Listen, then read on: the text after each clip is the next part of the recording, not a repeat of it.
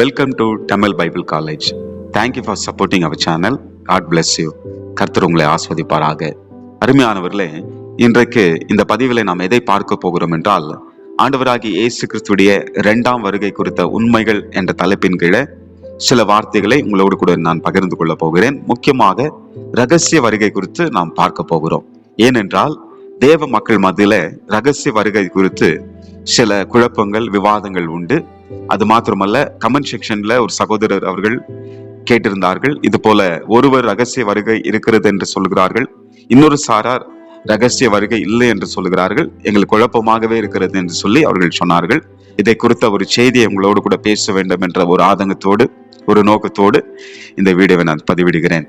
அருமையானவர்களே, ரொம்ப சிம்பிளா சுருக்கமாக உங்களோடு நான் பேச போகிறேன்.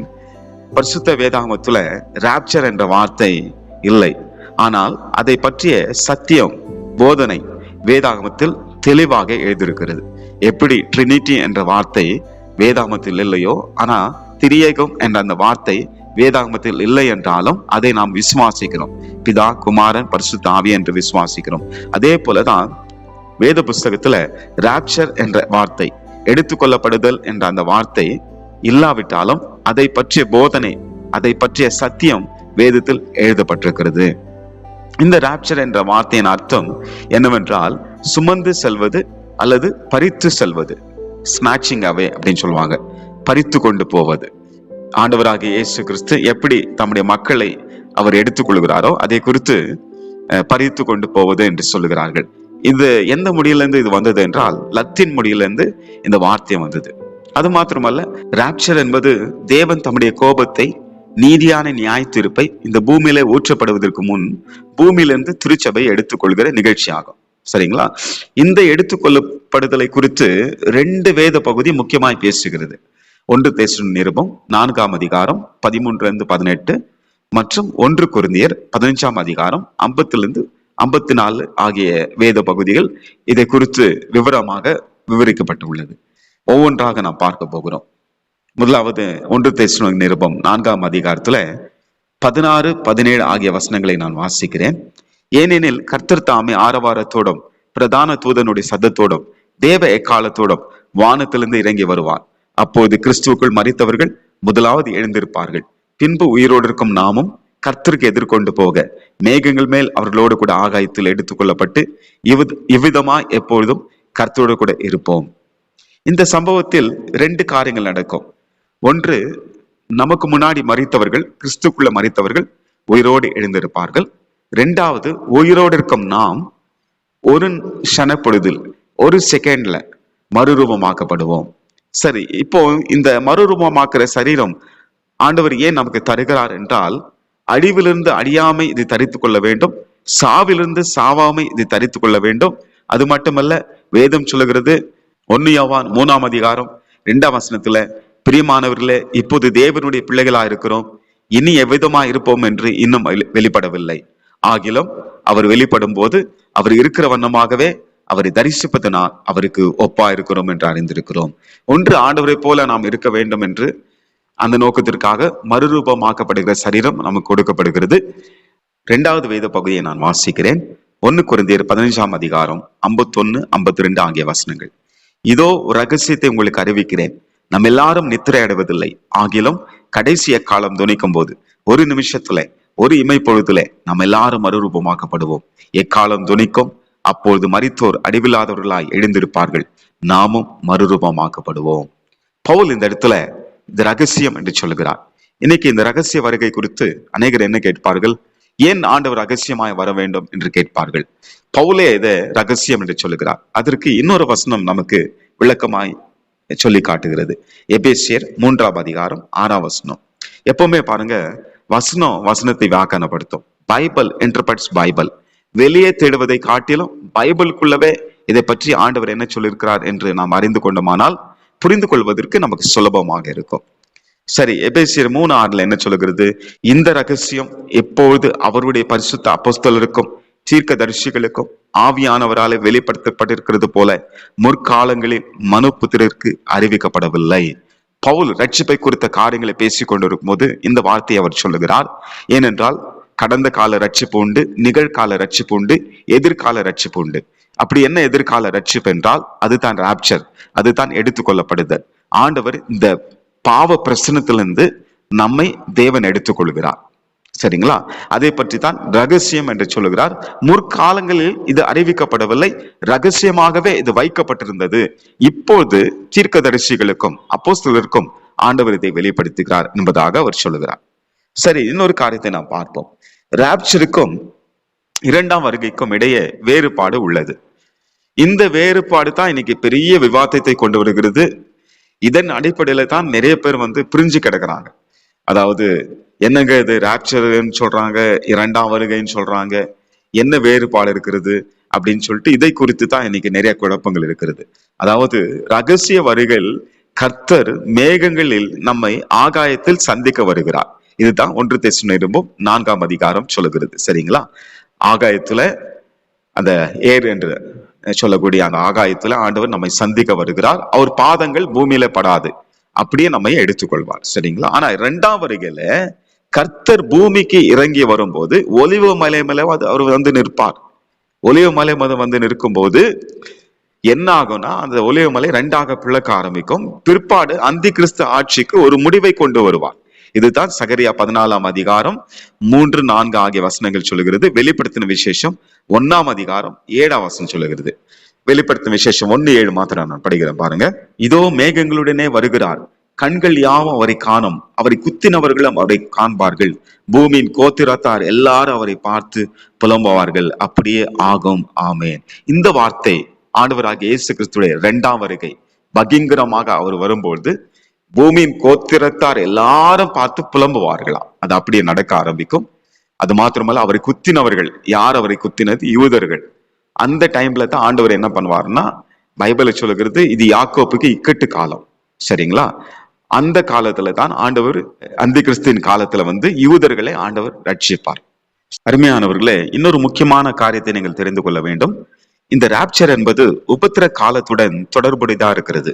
ஏனென்றால் எந்த நேரத்தில் ஆண்டவர் வருவார் என்ற அந்த நேரம் இருக்கு பாருங்க, அந்த காலம், அந்த நேரம், அதை வச்சுதான் இன்னைக்கு சபைகளில சர்ச்சைக்குரிய ஒரு பிரச்சனையா இருக்கிறது. ஏனென்றால் 3 விதமான பைபிள் ஸ்காலர் 3 விதமா இதை வியாக்கியானப்படுத்தி இருக்கிறார்கள். நம்பர் 1 ப்ரீ ட்ரிபுலேஷன் என்று சொல்வார்கள். அப்படி என்றால் உபத்திரத்துக்கு முன் ராப்சர் நடக்க வேண்டும்.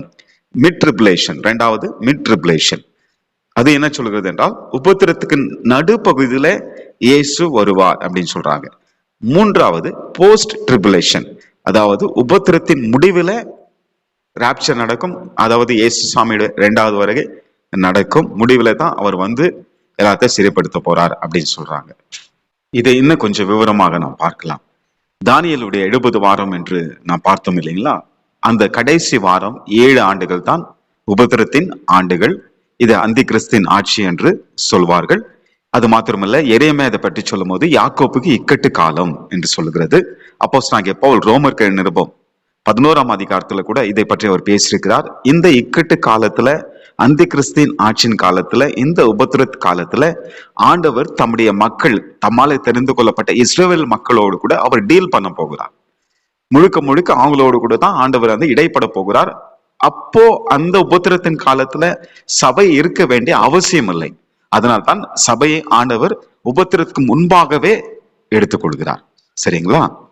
அது மாத்திரமல்ல, இன்னொரு வசனத்தை உங்களுக்கு நான் சுட்டி காண்பிக்கிறேன். 1 தெசலோனிக்கேயர் 5ஆவது அதிகாரம் 9ஆம் வசனம்.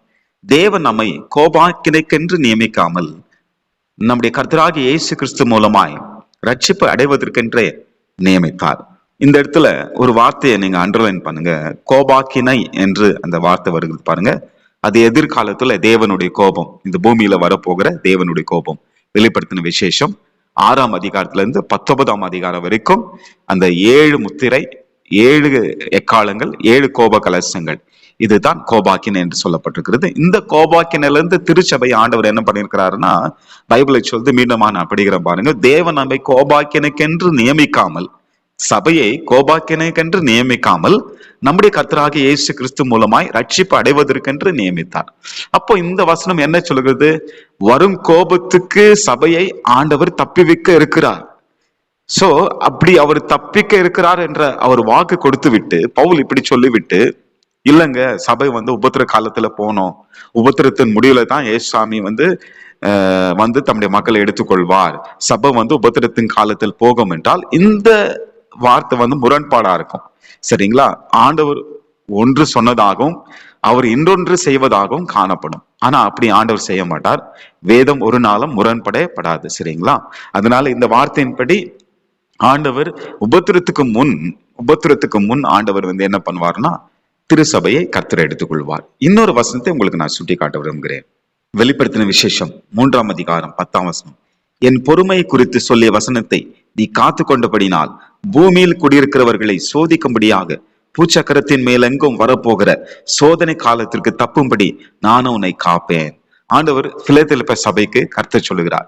வெறும் பிலதெல்பியா சபைக்கு மாத்திரமல்ல, உலகமெங்கிலும் இல்ல, எல்லா சபைகளுக்கும் சொல்லுகிற செய்தி தான் இந்த செய்தி.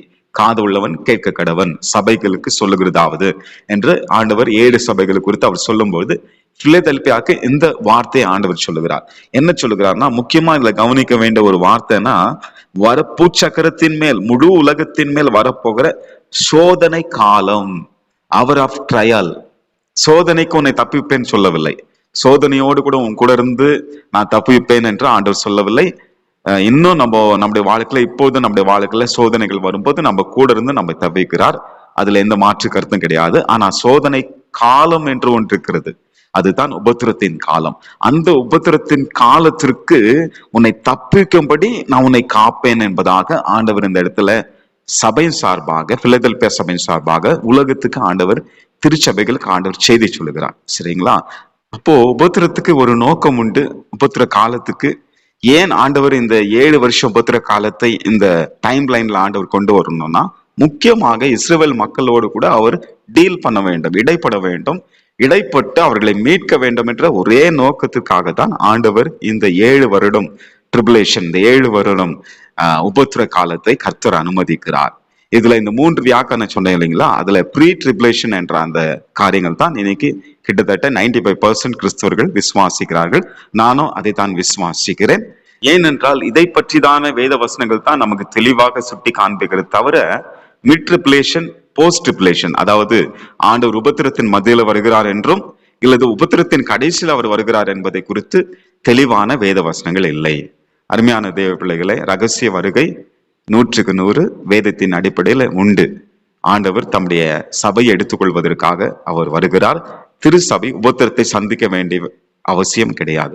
அருமையானவர்களே, உங்களுக்கு புரிந்திருக்கும் என்று நினைக்கிறேன். இன்னொரு முறை கேளுங்கள், அப்போது உங்களுக்கு புரியும். சிம்பிளா குழந்தை மனதோடு கூட ஆண்டோட வார்த்தையை நீங்க நம்புங்க. ஆண்டவருடைய வருகை மிக சமீபமா இருக்கிறது. அவருடைய வருகைக்காய் நாம் ஆயத்தப்படுவோம். கர்த்தர் உங்களை ஆஸ்வதிப்பாராக. God bless you.